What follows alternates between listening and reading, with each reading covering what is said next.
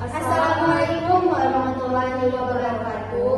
Waalaikumsalam warahmatullahi wabarakatuh. Halo teman-teman, balik lagi di podcast kami Sudut Pandang.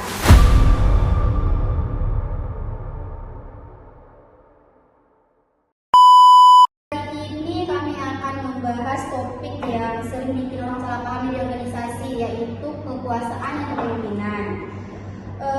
Ini sebenarnya ngatur orang atau ngajak orang sih, Wak? Betul, karena faktanya itu banyak yang anggap kalau jabatan naik otomatis jadi pemimpin. Nah, sebenarnya realitanya tidak sesederhana itu. Nah, hari ini kita bakal ngobrol dan bongkar bareng dua narasumber kita. Sebelumnya, boleh dong memperkenalkan terlebih dahulu. Kalau nama saya Sadam Rahmat Putra. Halo, Mas Sadam. Saya Muhammad Ido. Gitu. Sebelum kita bongkar obrolannya nih, dilihat-lihat baju abang-abang ini ikut organisasi ya. Kalau boleh tahu, Organisasi apa tuh, Bang? Kalau saya ikut Badan Eksekutif Mahasiswa Fakultas Ekonomi dan Bisnis atau disingkat BMFEB. kalau abang sendiri, Kalau saya sendiri, saya sekarang berada di Badan Pengurus Himpunan Mahasiswa Manajemen Universitas Muhammadiyah Riau atau bisa disingkat dengan Himamen Umri. Nah, jadi kita boleh langsung ke segmen pertanyaan nih. Boleh nggak kita akan membahas apa itu kekuasaan dan kepemimpinan? Jadi langsung aja ya kita ke pertanyaannya.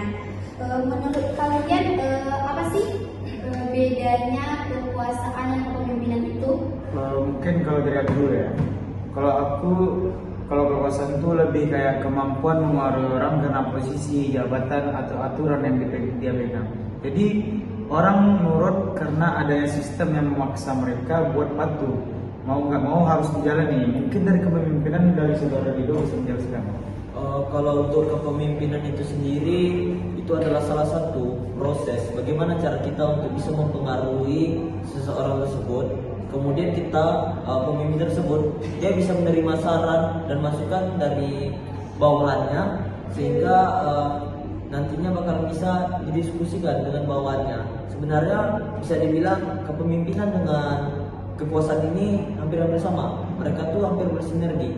Tergantung lagi bagaimana cara kita sebagai pemimpin untuk menggunakan kekuasaan tersebut. nah nanti bisa dong orang yang punya kekuasaan ini tapi bukan pemimpin. Bisa sih, bisa kali malahan. Banyak kok atasan yang ditakuti tapi nggak dihormati gitu. Karena jadinya mereka tuh kerja hanya sebatas kerja, mereka tuh takut dengan kekuasaan tersebut. Atau mungkin sebaliknya, ada juga orang yang nggak punya jabatan atau punya jabatan formal tapi pengaruhnya kuat. Biasanya mereka jadi tempat curhat, tempat nanya, atau tempat pendapatnya didengar. Atau biasanya pendapatnya itu didengar. Ini sering disebut dengan pemimpin informal gitu. Oh gitu. Tadi kan jawaban dari Bang Sadam nih ada kata yang disebut pemimpin informal ya. Apa sih pemimpin informal itu, Bang?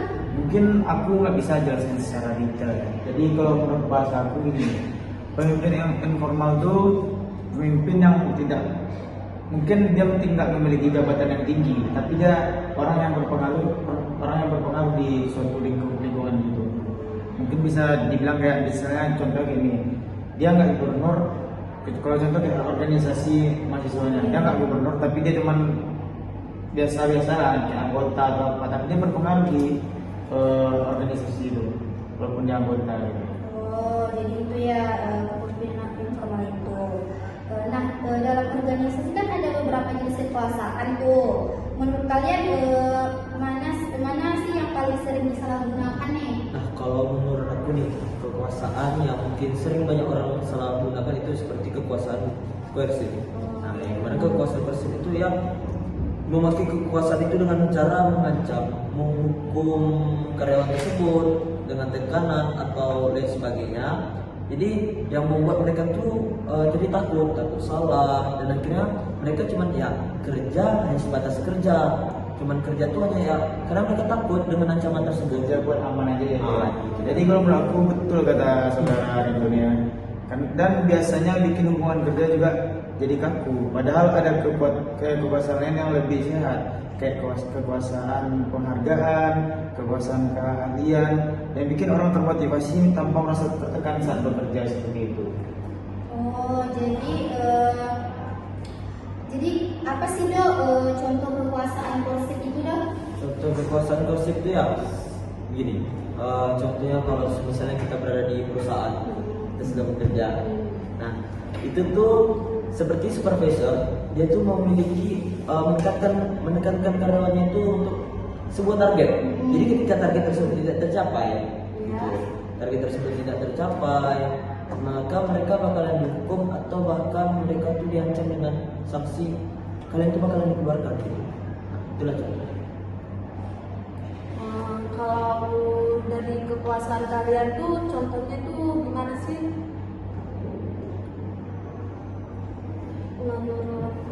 Menurut pendapat kalian? Kalau kekuasaan keahlian itu ya, contohnya gimana? Ini dari saudara itu contohnya seperti apa? Contoh tadi contoh kekuasaan keahlian ya. Nah, contohnya itu seperti kita ini kan berada di dunia kampus nih, gitu kan. Nah, kita tuh pasti ada yang namanya senioritas. Contoh itu seperti senior ini dia memiliki pengalaman yang begitu luar biasa, yang mana pengalaman ini sering dipakai kepada bawahannya seperti junior-juniornya. Nah, walaupun dia bisa dibilang tidak ada jabatan gitu di dalam sebuah organisasi tersebut. Nah, tetapi orang yang mendengarkan saran dia tersebut dan menjalankan apa yang disarankan dia itu terbukti berjalan. Itu contoh. Kalau tambahan dari aku ya, dan biasanya pengaruh dari keahlian itu lebih tahan lama karena orang percaya bukan karena terpaksa, karena keinginan sendiri. Kalau orang terpaksa itu kan jadi kayak kembali lagi kayak yang sudah dijelasin sebelumnya tuh. Itulah kalau kesimpulan dari aku atau tambahan dari aku dari pembahasan dari tadi. Oh gitu ya. Kita lanjut ke segmen gaya kepemimpinan ya. Sebagaimana yang kita ketahui bersama kan, gaya kepemimpinan itu ada banyak seperti otoriter, demokratis, transformasional, dan situasional. Sebelum lebih jauh, mungkin menurut kalian gaya kepemimpinan yang paling relevan sekarang itu apa sih?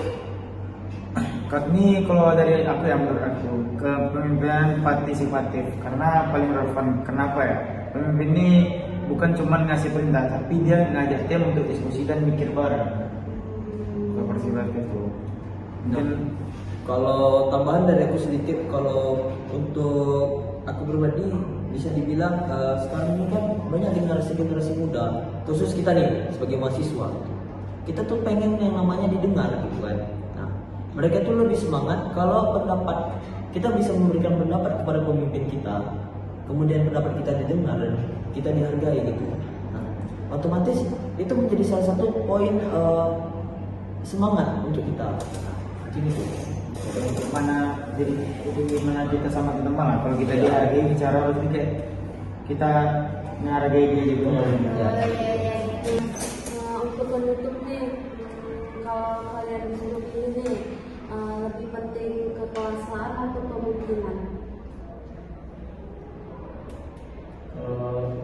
Kekuasaan atau kepemimpinan. Kalau dari aku ya, aku lebih pilih kepemimpinan karena kekuasaan tanpa kepemimpinan itu termasuk rapuh. Begitu jabatan hilang, pengaruhnya juga ikut hilang. Kenapa ya? Kayak contoh gini lah, gak banyak juga. Aku juga pernah jadi ketua pelaksana dengan dia sifat memimpin yang pernah kita jelasin tadi, kayak otoriter, aku gunakan. Tapi itu tuh termasuk apa? Orang cuma menghargai aku pas aku jadi ketua pelajar.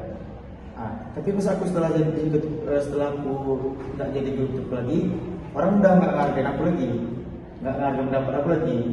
Jadi aku nih pernah juga ngapain kayak pemimpin yang sehat. Jadi orang tuh letak kepercayaan lebih besar sama aku. Walaupun aku nggak jadi pemimpin lagi, orang tuh tetap dengar pendapat aku, dengar apa aku, walaupun aku udah nggak jadi pemimpin lagi. Dari situ aku bisa belajar. Kalau kekuasaan itu cuma alat, tapi kepemimpinan itu adalah karakter nilai yang pengaruhnya bisa bertahan lama. Mungkin ada tambahan dari sekolah dulu nih. Yang seperti yang ditanyakan oleh Kak Bulka. Bisa tadi narasumber mungkin bisa moderator mengulang pertanyaannya. Soalnya saya agak kurang fokus itu. Apa tadi pertanyaannya? Yang moderator pertanyaan tadi. Mungkin kan tadi kan dari pengalaman si Sadan ya, sebagai ketua pelaksana gitu kan. Mungkin kalau dari Rido nih, apa nih pengalamannya gitu yang saat mengikuti organisasi di himpunan ini? Mungkin tadi kan kalau nggak salah ya pertanyaannya itu apa namanya? Kekuasaan. Kalau disuruh milih lebih baik kekuasaan atau kepemimpinan gitu kan.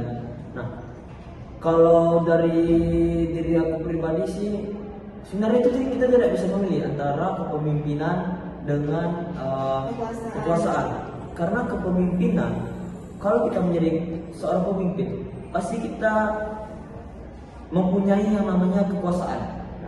Itu tergantung kita lagi sebagai pemimpin, bagaimana kita menggunakan kekuasaan tersebut. Apa kita menggunakan kekuasaan itu secara baik atau sebaliknya gitu. Nah, seperti aku waktu di himpunan, aku tuh pernah menjadi ketua pelaksana di salah satu event atau salah satu acara itu PPKMB tingkat program studi manajemen. Nah, di situ tuh aku ditunjuk sebagai pemimpin gitu kan. Nah, aku mempunyai kekuasaan. Jadi aku situ belajar. Aku pemimpin, aku punya kuasa. Jadi apa yang harus aku lakukan? Bagaimana acara tersebut bisa berjalan dengan lancar? Bagaimana anggota aku tersebut bisa mendengarkan apa yang aku katakan, apa yang aku berikan kepada mereka? Dan aku sebagai pemimpin juga harus bisa menyaring pendapat mereka. Aku harus bisa menerima masukan dari mereka, kritikan dari mereka. Karena itulah tugas dari seorang pemimpin. Kemudian aku sebagai pemimpin menggunakan kekuasaan tersebut. Sebagaimana sebenarnya pemimpin itu tidak enak.